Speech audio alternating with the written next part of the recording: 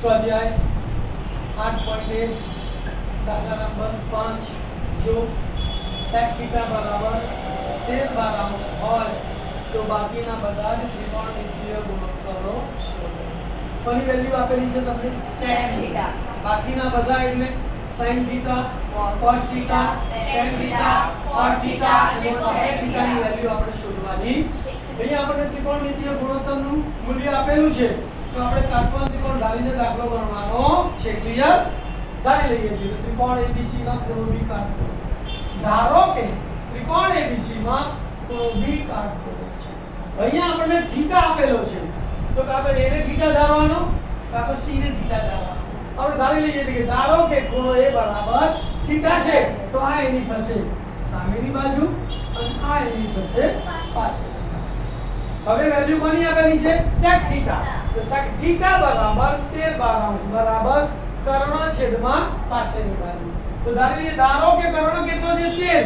કર્ણ એટલે 80. તો ધારો કે 80 બરાબર 13x અને પાછળની બાજુ કઈ છે? AB. પાછળની બાજુ AB બરાબર 12x છે.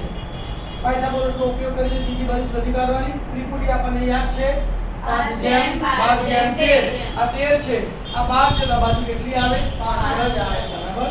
પાયથાગોરસના પ્રમેય મુજબ હવે અહીંયા બાજુ શોધવાની છે ને એટલે પહેલા સરવાળો લખીશું. ab² + bc² બરાબર ac². ab એટલે 12x તો 12x નો વર્ગ વત્તા bc નો સ્ક્વેર શોધવાનો છે બરાબર ac એટલે 13x નો વર્ગ. 12 નો વર્ગ 144x² વત્તા bc² બરાબર 169x². કોને સૂત્ર કરતા બનાવીશું? bc ને. 144x² સામે જાય તો માઈનસ તો માટે bc² બરાબર 169x² માઈનસ 144x². વર્ગ દૂર કરીએ તો સામેનાનું વર્ગમૂળ તો માટે bc બરાબર બનેની બાદબાકી કરીએ તો જવાબ આવે 25x² તો માટે bc બરાબર 5x. તો અહીંયા આપણે લખી કાઢીએ bc ની વેલ્યુ કેટલી આવી? 5x. બની ગયું ત્રણ બાજુઓ. હવે બાકીના ત્રિકોણમિતિય ગુણોત્તરો sin A બરાબર સામેની બાજુ BC છેદમાં કર્ણ AC. BC ની વેલ્યુ કેટલી છે? 5x. AC ની વેલ્યુ 13x. x ઉડી ગયા તો કેટલો જવાબ આવ્યો? 5 છે. કોસેનું સૂત્ર પાછળની બાજુ AB છેદમાં કર્ણ AC. AB ની વેલ્યુ કેટલી છે? 12x. AC ની વેલ્યુ 13x. x ઉડી ગયા કેટલો જવાબ આવ્યો? 12 છે. tan A બરાબર સામેની બાજુ BC પાછળની બાજુ AB. BC બરાબર 5x AB બરાબર 12x. x ઉડી ગયા કેટલો જવાબ આવ્યો? 5. કોને બરાબર પાછળની બાજુ AB છેદમાં સામેની બાજુ BC. AB ની વેલ્યુ કેટલી છે? 12x છેદમાં 5x. અહીંયા પણ x ઉડી ગયા તો કેટલો જવાબ આવ્યો? 5. અને છેલ્લું cosec A બરાબર કર્ણ AC છેદમાં સામેની બાજુ BC તો બરાબર 13x છેદમાં 5x.